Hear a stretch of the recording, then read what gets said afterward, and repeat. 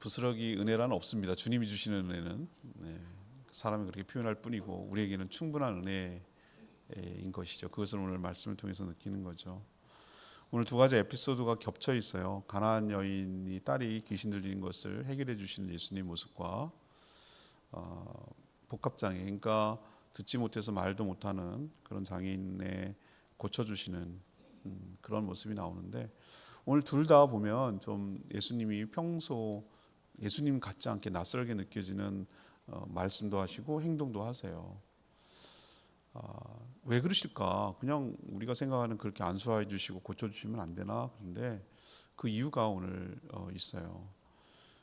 그것은 여러분들의 믿음을 보시기 위한 것이고, 정말 그렇게 되기를 바라는지 보려고 하는 주님의 테스트라는 것을 여러분 좀 기억했으면 좋겠어요. 그래서 예수님의 진짜 의도가 뭔지를 오늘 보면서 깨달았으면 좋겠어요. 여러분도 하나님께서 여러분을 향해서 개별적으로 대하시고 은혜를 주시는데 여러분이 생각하고 예상한 대로 안 할 수도 있거든요. 그런데 그것을 잘 통과하고 나면, 하나님의 방식대로 하면, 하나님의 방식대로 맡기면 하나님께서 여러분의 삶의 여러 가지 문제도 해결하여 주실 줄로 믿습니다. 부스러기 은혜라도 내려주시면 우리 삶의 문제는 하나님의 부스러기가 아니라니까요. 그것이 해결되는 은혜가 있게 될 줄로 압니다. 이 모든 일이 다 끝나고 났을 때 사람들이 뭐라 그런지 아세요? 37절에 모든 것을 잘하였도다. 말 못하는 거, 못 듣는 거 다 하겠다라고 예수님을 칭송하는 얘기가 나와요. 그럼 예수님이 하시는 모든 일들이 뭐죠? 잘했다는 거잖아요. 어떤 것이 주님이 잘한 일인가? 오늘 그것을 통해서 우리에게도 잘해 주실 거예요. 그리고 우리도 잘해야 돼요. 그렇게 이 말씀을 적용하고 받고 살았으면 좋겠습니다. 자, 그러면 주님이 잘하시는 일은 뭔가? 누구도 차별하지 않고 해결해 주시는 주님의 은혜, 이것이 주님이 우리에게 잘해 주시는 일이에요. 누구도 차별하지 않는다는 거예요. 이 오늘 마가복음을 읽었지만 이 본문은 다른 복음서에도 똑같이 있어요. 기록되어 있는데 오히려 마태복음이 더 풍성하게 나타나요. 마가복음은 아주 간략하게, 마가복음 전체 그 뭐라 그럴까, 논조라고 그럴까, 글을 쓰는 것이 굉장히 간결해요. 아주 구체적으로 안 하고 중요한 사건 위주로 그렇게 하는 것을 볼 수 있는데, 마태복음을 보면 이 가나안 여인, 스로보니게 여인, 이 헬라인이요 이렇게 표현했는데 마태복음 가나안 여인이라고 표현합니다. 그 여인이 어떻게 하냐면, 오늘 보세요. 예수님이 두로 지방 거기에서 한 집에 들어갔는데 안 알렸는데도 소문이 나잖아요. 절박한 사람은 귀가 쫑긋하고요, 안테나를 세웁니다. 내 문제를 해결하기 위해서 지푸라기라도 잡으려는 심정으로 예민하고 촉각을 세우거든요. 문제가 없는 사람은 해결책을 그렇게 수소문하고 막 예민하게 굴지 않아요. 관심이 안 들어와요. 근데 이 여인은 딸이 귀신 들려서 고통받고 있는 것이 너무나 절박한 현실적인 문제이기 때문에 예수님의 왔다는 소문을 그 누군가로 전했을 그것을 귀찮아하거나 외면하거나 그러지 않고 주님을 찾잖아요. 이 여인 보통 여인이 아니에요. 마태복음 뭐라고 기록되어 있냐면은 소리를 질러요.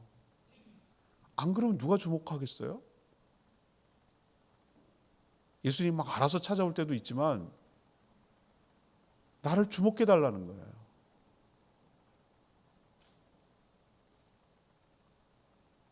우리는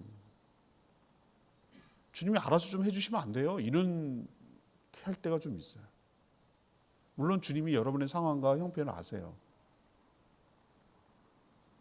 우는 아이 젖준다고 여러분의 문제가 정말 절박하고 주님만이 이 문제를 해결해 주실 수 있다고 믿으면 부르짖어야죠. 소리 질러야죠. 어디다 허공에다가? 아니죠. 우린 기도라는 좋은 도구가 있잖아요. 근데 그렇게 삶의 문제가 산적해 있고 여러 가지 어렵고 죽을 것 같고 힘든 문제가 있음에도 우리는 굉장히 점잖습니다. 어쩌면 그런 우리의 태도 때문에 우리의 삶의 문제가 해결되지 않을 수도 있겠다는 생각이 드는 거예요.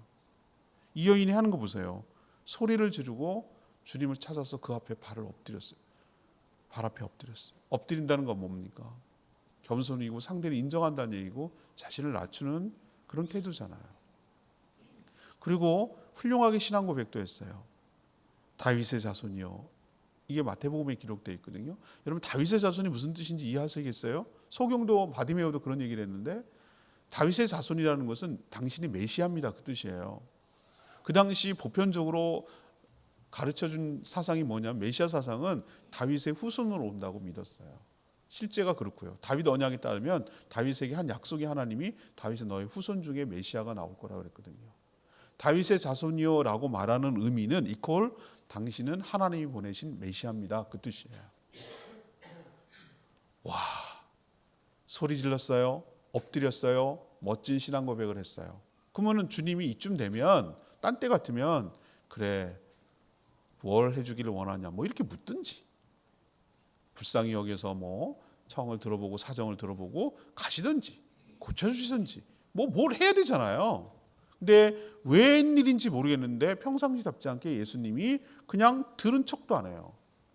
분명히 소리를 지르고 막 이렇게 하는데도 그냥 외면하고 침묵하고 냉담하게 가시는 거예요. 갈 길 가시는 거예요. 그럼 당황스럽지 않습니까? 오히려 답답했던 사람이 누군지 아세요? 이 상황을 지켜보는 제자들이었어요. 왜 이러지? 예수님 왜 이러시지? 예수님한테 얘기합니다. 주님, 저 여자가 막 소리를 지릅니다. 근데 왜 이렇게 모른 척 하십니까? 이렇게 당황할 정도, 주변에서 당황할 정도로 제자들이 답답해할 정도로 그런 반응을 보이는 거예요. 그리고 제자들이 하도 추궁하고 그러니까 뭐라고 제자들 들으라고 하는 얘기예요. 나는 이스라엘 잃어버린 양에게로 간다. 쟤는 아니다. 이 얘기잖아요. 와, 당황스러워요. 오늘 말씀도 같은 개념이에요. 내 딸 귀신 들렸으니 고쳐주십시오라고 하니까 27절에 예수님이 하신 말씀 좀 보세요. 자녀로 먼저 배불리 먹게 할지니 자녀의 떡을 취하여 개들에게 던짐이 마땅치 아니하니라. 와, 이건 누구라도 알겠어요. 무슨 의미인지. 먼저가 누구가 우선순위라는 거예요? 자녀가 우선순위인데 여기서 이 자녀의 의미는 유대인들이 먼저라는 거예요. 이 사람은 아까 얘기했잖아요. 스로보니게 여인이고 헬라인이고 가나안 여인이라고 그랬잖아요. 이방인이잖아요. 우리 여기 성경적으로 치면. 여기서 떡은 뭡니까? 하나님이 주신 은혜를 말하는 거잖아요. 치유와 회복의 역사를 말하는 건데 떡을 너한테 주는 게 마땅치 않다는 거예요. 넌 개야. 개들에게 던지는 게 마땅치 않다. 이 얘기는 너는 개다 그 얘기거든요. 동서고금을 막론하고 개는 이퀄은 가장 천하고 무시하고 더럽고 뭐 이런 것을 상징하는 비유를 쓸 때 개 취급한다 이렇게 말했어요. 이건 우리만 나라만 해당되는 게 아니라 어느 나라고 다 해당돼요. 당시도 그랬고요. 이쯤 되면 여러분이 어떤 반응을 합니까? 여러분 어떻게 합니까? 이 정도 되면. 나보고 개라고? 넌 해당사항 없다고? 정말 해도 너무하네. 소문과 다르네. 예수님 엄청 차별하네. 사람 무시하네. 아, 정말 더럽고 치사하네. 뭐 이랬을 수도 있어요. 그래요. 당신 자녀들한테나 잘하세요. 그리고 돌아갈 수 있어요. 그래서 안 되는 거예요. 제가 없는 사람들 특징이 하나 있더라고요. 다 그런 건 아닌데 없으면 아쉽잖아요. 그러면 자존심도 내려놓고 그렇게 해야 되는데 뭐 하나만 남은 줄 아세요? 알량한 자존심 하나 딱 남아났어요. 그것만 지켜. 날 건드려? 날 무시해? 날 그런 식으로 취급해? 이렇게 합니다. 잃을 게 없거든. 더 이상 잃을 게 없거든. 자존심 하나 지키겠다는 거예요. 심지어 하나님 앞에서도 자존심을 내세워요. 이게 예수님이 하나님이 우리에게 주시는 예수님의 테스트라는 것을 못해요. 여기서 걸려 넘어져가지고 다 떠납니다. 자기 자존심 지키려고 자기 삶의 문제를 해결하지 않고 진전이 없고 그걸 넘어서지를 못하는 거예요.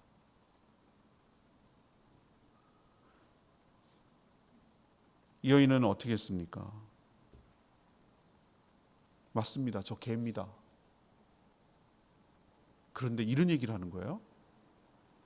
그런데 주님 말씀이 맞지만 부스러기 은혜가 있지 않습니까? 개들도 주인 상에서 주인 애들이 주인은 어른들은 야무지게 먹지만 아이들은 야무지게 못 먹으니까 먹다가 흘리고 이렇게 떨어뜨리지 않습니까? 그럼 개들이 웬 횡자야? 득템했네? 그러면서 와가지고 이렇게 개들이 핥아 먹고 그러지 않습니까? 저는 개입니다. 그런 은혜로, 부스러기 은혜라도 저는 충분합니다. 그런 은혜를 주십시오. 개들 그 주인 아이들 주시고요. 그 떨어지는 은혜, 부스러기 은혜라도 주십시오라고 간절하게 얘기하는 거예요. 예수님 반응하는 거예요. 예수님의 말씀에. 예수님이 이 여인을 향해서 뭐라고 그랬어요? 마태복음을 보면 내 믿음이 크도다. 내 믿음이 크도다. 내가 그렇게까지 자존심을 긁고 개취급하고 그랬는데도 네 딸의 문제, 너의 문제를 해결하기 위해서 부스러기 은혜라도 간절히 구하는, 그리고 나에게 부스러기 은혜라도 충분할 수 있다고 믿는 그 믿음이 크도다. 이렇게 말씀하시면서 내 믿음대로 되고 믿음대로 될지니 가라라고 말씀을 해주셨어요. 오늘 마가복음 뭐라고 표현합니까? 29절에 보세요. 예수께서 이르시되 이 말을 하였으니 돌아가라 그랬어요. 여러분도 믿음의 고백이 굉장히 중요합니다. 예수님이 이거 말할 때까지 기다렸다는 뜻이에요. 어떤 말? 부스러기 은혜라도 충분하고 그 은혜를 주시면 내 문제는 해결될 줄로 믿습니다. 주님, 나는 그렇게 말씀하셔도 계층해도 좋습니다. 네, 내 삶의 문제를 해결해 주신다면 부스러기 은혜, 땅에 떨어지는 은혜, 그 은혜라도 저는 충분합니다 라고 그 말했다는 거예요. 그리고 너의 소원대로 되리라 라고 응답해 주셨는데 이 여인이 질척거리지 않았어요. 믿었다는 얘기예요. 주님 증거를 보여주시고 우리 그래도 집에 좀 가주시고요, 얹어주시고요, 직접 보고 좀 얘기해 주시죠. 우리 딸을 좀 보셔야 되지 않겠어요? 이렇게 말하지 않았어요. 주님 그 말씀을 믿고 떠났어요. 집으로 갔어요. 그랬더니 그 딸이 다 귀신이 떠나서 온전해져 가지고 침상에 누웠는데 누가 보더라도 귀신이 떠난 것을 알 수가 있었어요. 이게 우리에게 어떻게 적용이 될 수 있는 거죠? 예수님이 의도적으로, 고의적으로 우리의 믿음을 테스트하기 위해서 침묵하고 냉담할 때가 있으세요. 우리는 우리 삶에 문제가 있어서 족족족 기도하고 간구하고 부르짖고 그러면 기도하면 들어주신다고 그랬잖아요. 그래서 했잖아요. 근데 왜 아무런 침묵도 안 하시고 아무런 반응이 없는 거예요? 하나님 너무하시네? 사람 차별하시는 거예요? 저분은 잘만 들어줬더만 누구는 뭐 간증하는 거 들으니까 이거 얘기 들어줬다, 이걸 해결했다고 그러는데 왜 나는 안 되는 거예요? 사람 바가심해 하는 거예요? 우린 여기서 무너지면 끝이에요. 아무런 역사가 나에게 안 일어나는 거예요. 어떨 때는 침묵하셔도, 어떨 때는 길어지더라도, 어떨 때는 무시하는 것 같고, 나만 미워하는 것 같고, 너는 제외야, 너는 예외야, 너는 아니야 라고 말하는 것처럼 느껴지는 순간이 온다니까요. 그런 마음이 쑥 들어오시거든. 오늘 말씀 기억하세요. 이건 내가 어떻게 반응을 하는지 보기 위한 하나님의 테스트예요. 그럼에도 불구하고 그렇게 냉담하고 자존심 상하게 하고 그럴지라도 네가 끝까지 붙들겠니? 그 큰 상 차려주는 거 원하지 않아요. 저는 부스러기 은혜라도 좋습니다라고 말하는 그런 겸손함과 절박함이 너에게 있느냐고 묻는 거예요.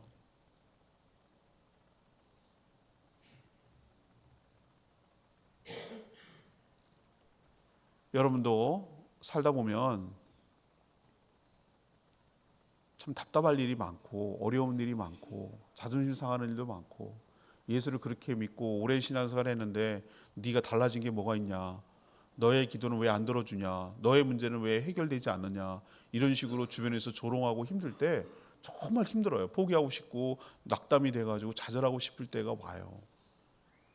그게 여러분에게 마지막 문제 해결되기 직전에 있는 장애물이고 시험이라는 거 여러분 꼭 기억하시고, 자존심 내려놓고 끝까지 주님 부스러기 은혜, 작은 은혜, 떨어지는 은혜로도 내 삶의 문제가 해결될 줄로 믿고 다 내려놓고 주님 끝까지 붙들고 주님 앞에서 온전하게 고백하는, 바라는 저와 여러분 되기를 원합니다.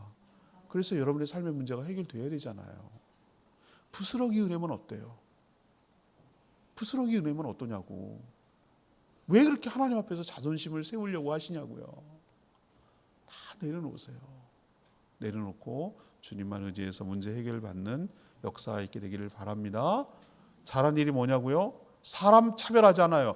목사님 기도만 들어주시지, 나는 뭐 신앙생활을 제대로 못했네, 그런 말 하지 말라고요. 누가 됐든 간에 주님은 차별하지 아니하시고 여러분의 믿음을 보시고 소원대로 행하여 주실 줄 믿습니다. 두 번째는 주님이 잘한 게 뭐냐? 어떤 막힘에도 모두 열어주시는 주님의 권능, 이게 잘한 일이에요. 그 뒤에 이제 돌고 이방 땅을 다 돌고 나셔서 다시 갈릴리 주로 사용하시는 곳으로 돌아오셨어요.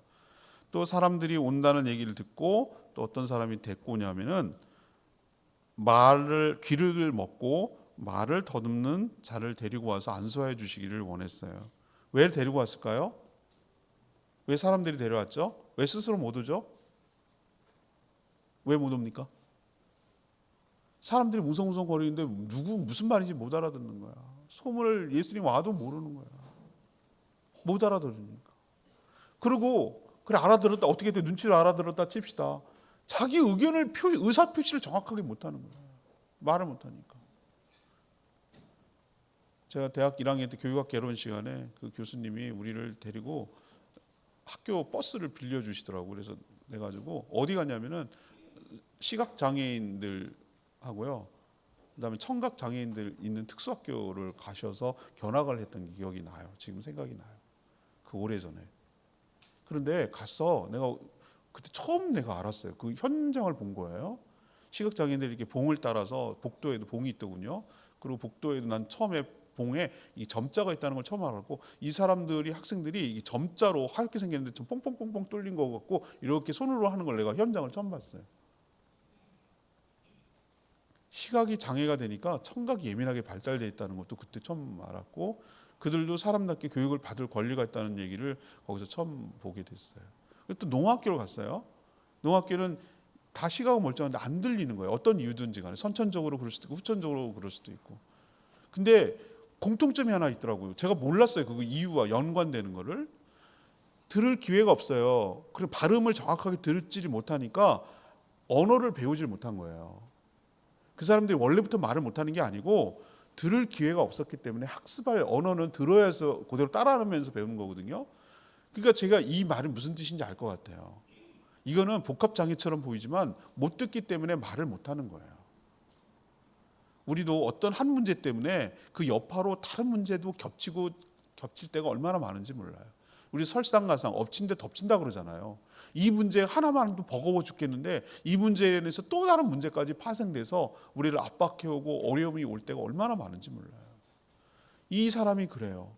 누군가의 도움이 필요해요. 맞아요. 이 사람 스스로 나올 수 없어요.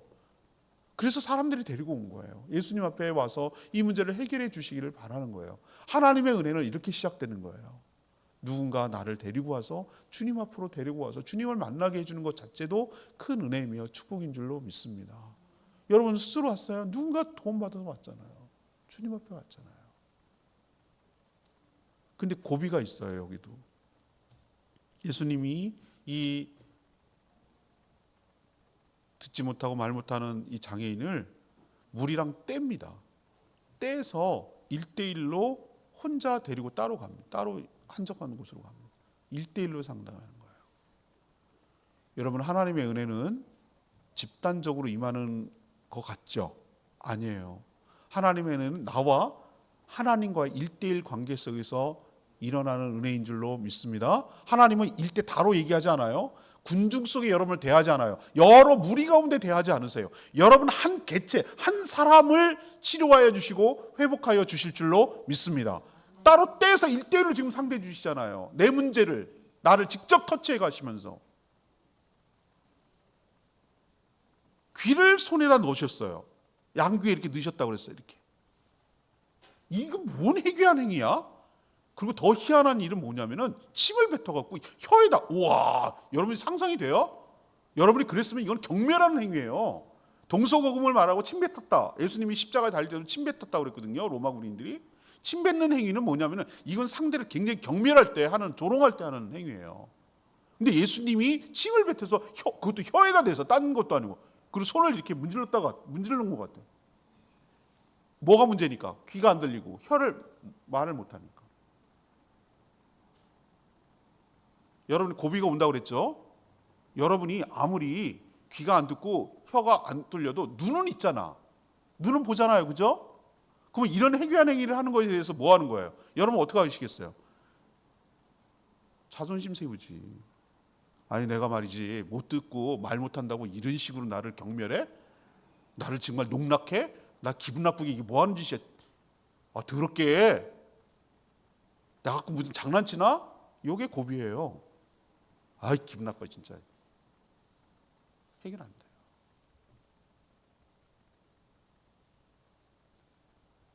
우리는 우리 방식대로 우리의 문제가 해결되기를 기대해요. 그것도 내려놔야 될 줄 믿습니다. 우리 삶의 문제를 해결하는 것조차 방법조차 하나님께 맡기고 하나님의 때에 하나님의 방법으로 해결하여 주시도록 일임해야 될 줄로 믿습니다.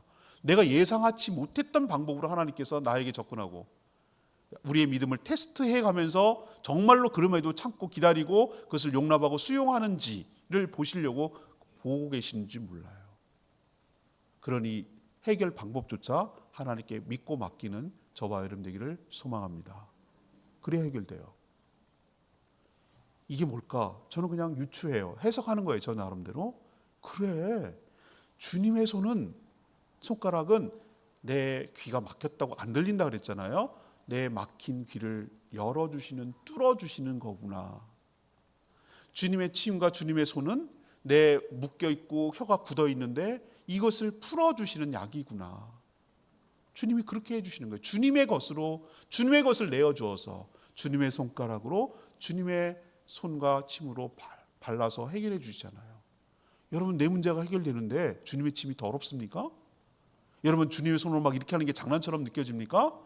주님이 여러분의 문제를 터치해 주는 거 영광인 줄 알죠? 주님이 내 삶의 문제를 치료해 주시기 위해서 나를 만져주시는 게 그렇게 더럽습니까? 날 갖고 노는 것입니까? 아니죠. 뭐라도 하라 그러면 해야 되죠. 더한 것도 주님께 맡겨야죠.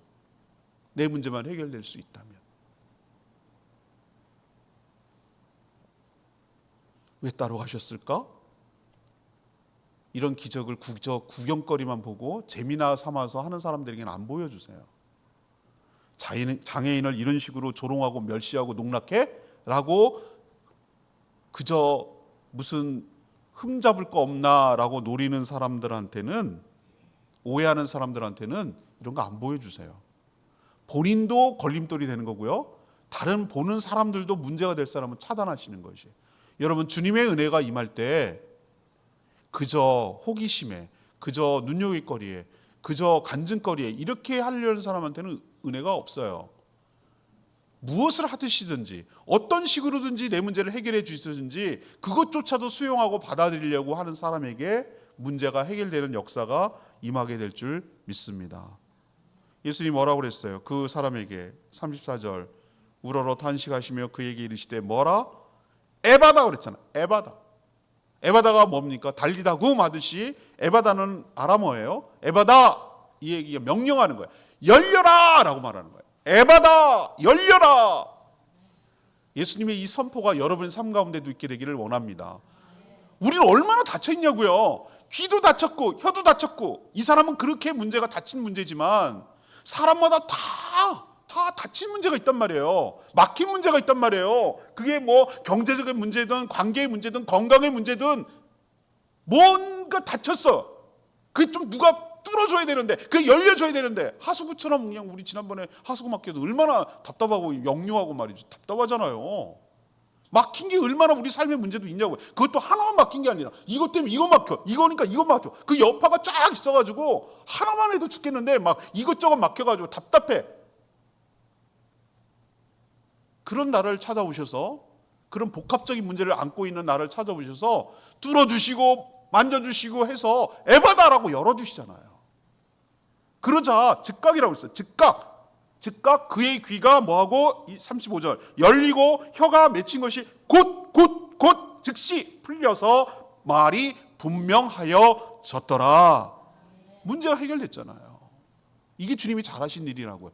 주님이 딱 1대1로 만나면, 주님이 내 문제를 여러 사람이 아니라 나를 개인적으로 딱 만나면, 나를 만져주시면, 나를 뚫어주시면, 나를 묶었던 걸 풀어주시는 에바다의 역사가 여러분 삶 가운데 있게 될 줄 믿습니다. 이 사람이 풀렸다는 얘기는 그럼 나는 기도 아니고 여기도 문제가 없으니 괜찮다. 아니요. 이건 상징이라니까요. 여러분의 여러 가지 문제가 복합적으로 쌓여 있을지라도 주님이 여러분을 만지고 찾아오셔서 여러분의 문제를 건드리기 시작하면 어떤 문제든지 에바다 열리는 역사가 있게 될 줄 믿습니다. 그럼 여러분은 어떻게 해야 돼요? 자존심 내려놔야 돼요. 그리고 내가 내 방식대로 해결해 달라고 말하지 말아야 돼.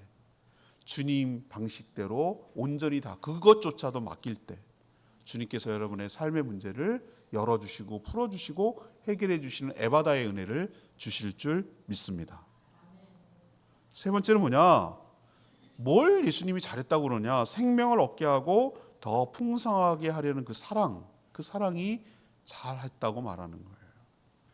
예수님이 뭐라고 그랬어요?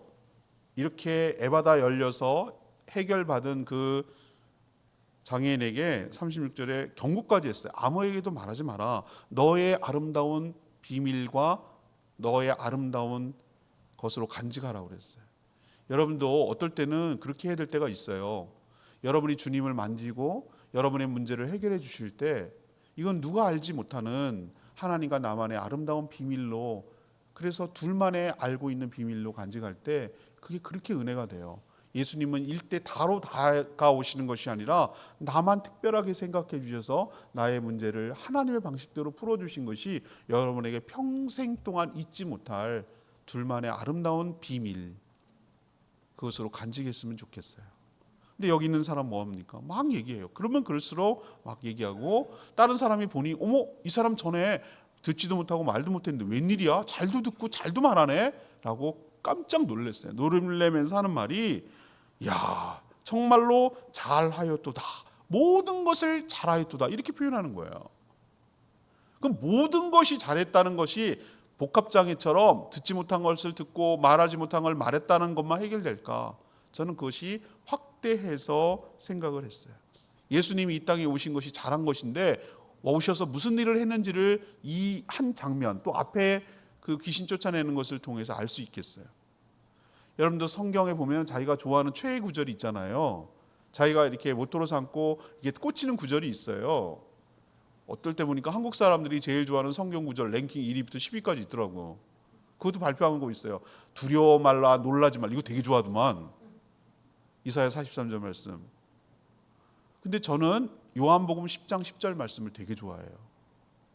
예수님이 이 땅에 오신 목적을 아주 극명하게 보이는 말씀인데 뭐라고 말씀하냐면 내가 온 이유는 생명을 얻게 하고 더 풍성히 얻게 하려는 것이다.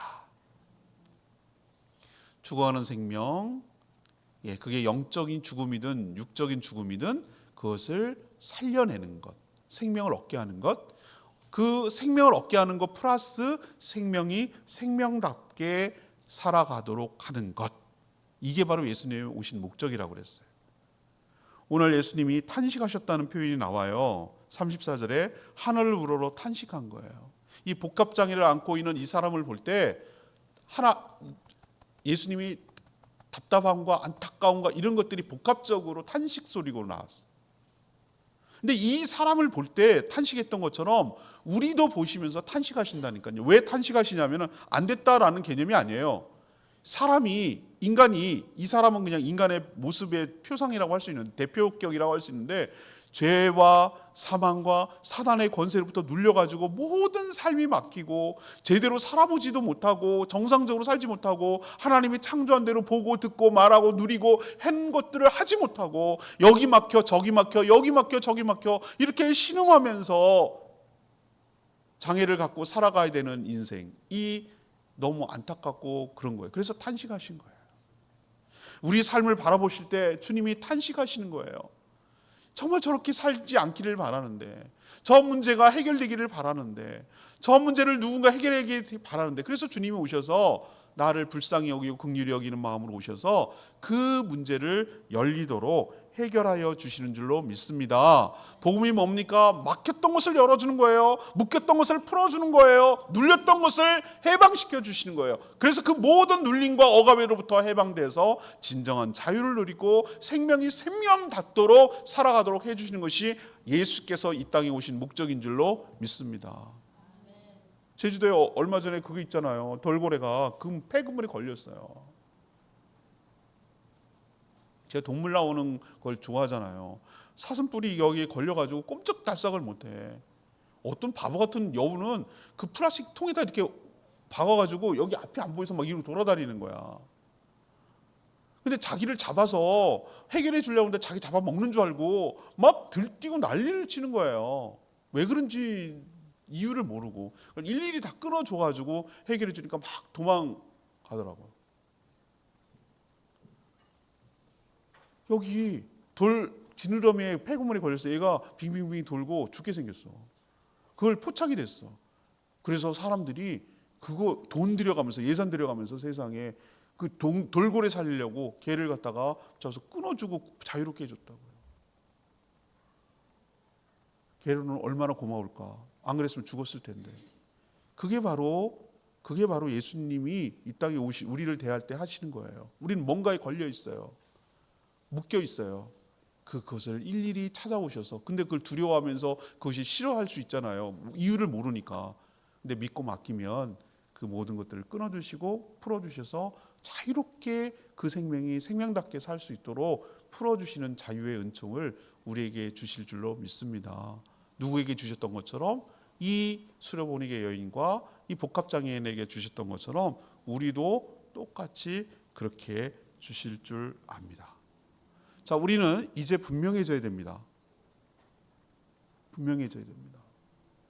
삶의 기준이 분명해져야 된다고요. 주님 닮고 주님 하셨던 일을 우리가 하면 될 줄로 믿습니다. 뭘 해야 되냐고요? 무엇이 악이냐고요? 오늘 비전트리 온 애들한테 한 주 동안 제가 하면서 그 말 멘트를 했던 것이 기억나요. 여러분 생각할 때 악과 선을 뭘로 기준을 나눕니까? 저는 이렇게 나눕니다. 이 말씀에 근거해서 생명을 살리는 게 선이고 생명을 풍성하게 하는 것이 선인 줄로 압니다. 악이 뭡니까? 생명을 죽이고 생명이 생명닿지 못하도록 막고 장애를 치고 억압하고, 이게 악입니다. 라고, 이건 예수님의 말씀입니다. 여러분 이렇게 살았으면 좋겠습니다라고 했던 멘트가 생각이 나요. 주님이 나에게 그렇게 대해 주셨어요. 내가 생명답지 살지 못하게 했던 죽어가는 영혼들을, 그 죽어가는 생명들을 우리를 끄집어내 주시고 살려 주셨어요. 살린 생명이 생명답게 이 땅에 하나님이 주신 기회, 시간, 장소, 여러 가지 것들을 누리며 살 수 있도록, 행복하게 살 수 있도록 해주기 위하여 모든 것들을 제공해 주셨어요. 이게 생명답게 사는 것이에요. 건강하게 행복하게 살도록 해주셨어요. 우리 또한 그런 은혜를 받았으니 우리 또한 그렇게 살아가며 살아갈 때 많은 사람들이 모든 것을 잘 하였도다, 주님을 칭찬하듯이 우리 믿는 사람들을 동일하게 모든 것을 잘 하였도다라고 칭찬하여 줄 줄로 압니다. 오늘 말씀을 정리하면 이런 겁니다. 사람들은 의외로 문제가 있다는 것도 아는데 그 문제를 치유하는 과정에서 걸려 넘어지는 경우가 얼마나 많은데, 주님이 정말로 나를 끝까지 믿는가, 신뢰하는가, 포기하지 않는가 라는 것을 뭘로 그럴 때가 있냐면 우리의 믿음을 보실 때가 있어요. 근데 우리는 언제 믿음이 흔들리냐면은 자존심 상할 때, 기도 응답이 안 되고 냉담하고 길어지고 그럴 때 나를 무시하는 것 같고 날 차별하는 것 같고 나를 존재감도 없는 것처럼 그렇게 느껴질 때가 있어요. 그게 여러분의 고비예요. 자존심 상하게 할 때 이거 넘어서셔야 돼요. 넘어서야 문제가 해결될 줄로 압니다. 내가 처음에 얘기했잖아요. 부스러기 은혜, 그건 우리 입장에서 부스러기지 하나님이 내리시는 은혜는 부스러기는 없어요. 모든 것이 나의 삶의 모든 문제를 해결해 줄 수 있는 은혜지 부스러기는 아니에요. 그리고 여러분 겸손한 태도를 취해야 돼요. 그래요, 주님, 저는 부스러기 은혜로만도 충분해요. 그 은혜라도 주세요 라고 겸손하게 다가설 때 여러분의 삶에 은혜가 임하고 간청이 들어질 줄로 믿습니다. 두 번째는 뭐냐? 사람은 불가능하지만 주님은 어떤 난관과 어려움도 해결해 줄 수 있다는 믿음이 있어야 돼요. 근데 우리는 자꾸 우리가 원하는 방식대로 해결해 주기를 원해요. 언제 타이밍에 어떤 식으로 이렇게 다 정해요. 그냥 그대로만 하라는 거예요. 그러면 여러분이 하나님 하면 되잖아요. 근데 여러분이 하나님이 아닌데 자꾸 하나님도 내 식대로 주물럭주물럭 하려고 해요. 그러지 마세요. 주님께 맡기세요. 그 장애인 따로 데리고 갔는데 따라갔어요. 어떻게 할지 모르는데 믿고 따라간 거예요. 귀에 막 손가락을 넣는데 이게 나를 갖고 노나? 왜 이러는 건데요? 이렇게 하지 않았어요. 침뱉어, 들어. 자기 눈으로 보잖아요. 날 무시하나? 나 장애인이라고 날 갖고 노나? 이러지 않았어요. 그냥 끝까지 믿고 다 맡겼어요. 통으로. 그랬더니 주님이 해결해 주잖아요. 뚫어주잖아요. 맡긴 거 풀어주잖아요. 그럼 됐지. 그 방법이 문제겠어요? 주님께 온전히 모든 것조차 맡기는 여러분 되시기를 바랍니다. 알량한 자존심 내세우지 말고. 세 번째는 뭐예요? 두 가지 공통점이 있어요. 우리는 이렇게 귀신 들렸건 질병에 있건 복합적인 문제를 다 안고 살아요. 사람마다 다 달라요. 근데 주님이 오시면 이 땅에 해주시는 것이 있어요. 그 모든 눌렸던 거, 생명이 생명답지 못하도록 죽어가는 생명을 살려주시는 것뿐만 아니라 그 생명이 생명답도록 살아갈 수 있도록 풍성하게 은혜를 주시고 치유하여 주실 줄 믿습니다. 이게 하나님 나라의 모습입니다. 그렇다면 우리도 그 은혜를 먼저 받은 사람으로서 우리 또한 그렇게 살아가는, 생명을 구하고 생명이 생명답도록 살아가도록 돕는 일에 헌신하며 살았으면 좋겠습니다. 그게 누구든 간에. 오늘 말씀 붙들고 기도하기 전에 729장 찬양지